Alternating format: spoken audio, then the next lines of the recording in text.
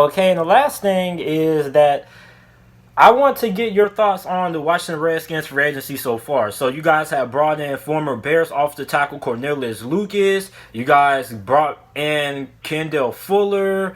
Um, you franchise tag Brendan Sheriff, who is one of the best offensive guards in the NFL. So what are some key signings or key re-signings that you really like for the Washington Redskins? And what are some that you really don't like?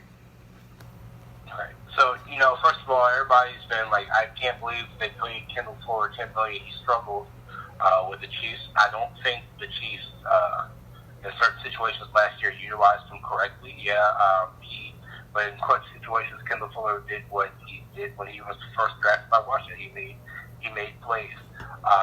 So I don't know what Ron Rivera's and Jack Del Rio's plans are for him.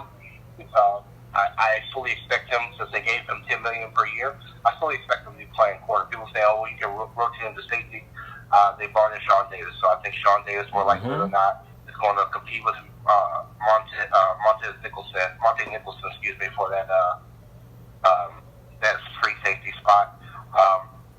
The tagging of Brandon Sheriff, it was much needed. It's something on that line that is a sure thing where because you don't know what's going to happen with Trent Williams. From talking with people, that Trent Williams market has dried up almost completely. The only two teams that I would say, could be remotely interested in him are the Vikings and the Browns. Yeah, the Browns signed Jack Conklin, but Conklin is the right tackle, not a left tackle. So if they don't get Trent, they're going to draft one at 10. That's about a sure thing. So the one thing I did hear, which could happen with Trent Williams, that Redskins fans can look out for, is if the market does dry up, the Redskins could probably guarantee him a portion of his contract, let him play it out, and if he does what he's supposed to do, there's a potential that the Redskins could pay him. So that is something that has been discussed, and that is on the table for the Washington Redskins when it comes to Trent Williams. But all in all, I'm not too mad about most of the signings. There's a lot of signings that have been, like the ones that they have made for the offensive line have been depth signings.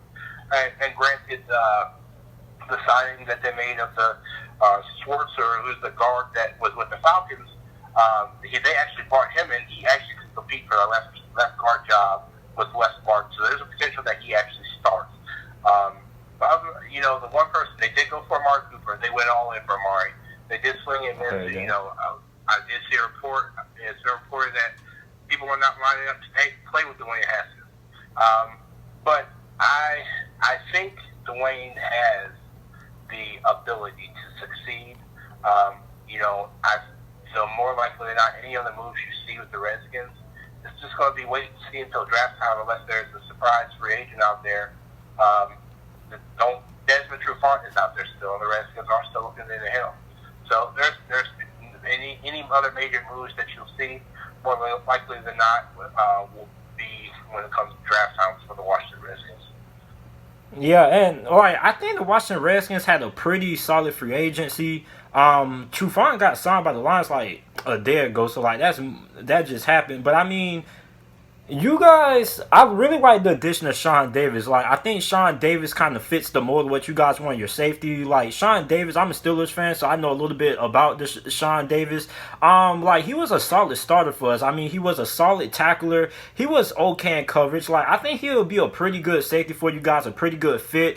And I mean, I really like Dwayne Haskins. I know his rookie season was a little bit up and down. I mean, when he first got inserted in, he looked a little bit timid, but as the season progressed, he got better in my opinion. So I mean, I really like what I saw out of Dwayne Haskins. And I mean, if you guys bring in Cam Newton, I wouldn't be upset neither. But Dwayne, man, once again, thanks as always for coming on the show, man, providing us your great insight, man. And we look to bring you on somewhere near draft time, depending on what happens with the whole NFL draft situation, man. So thanks for coming on, man. You're very welcome, and definitely appreciate you having me back. No problem, man. Take care. All right, you too now.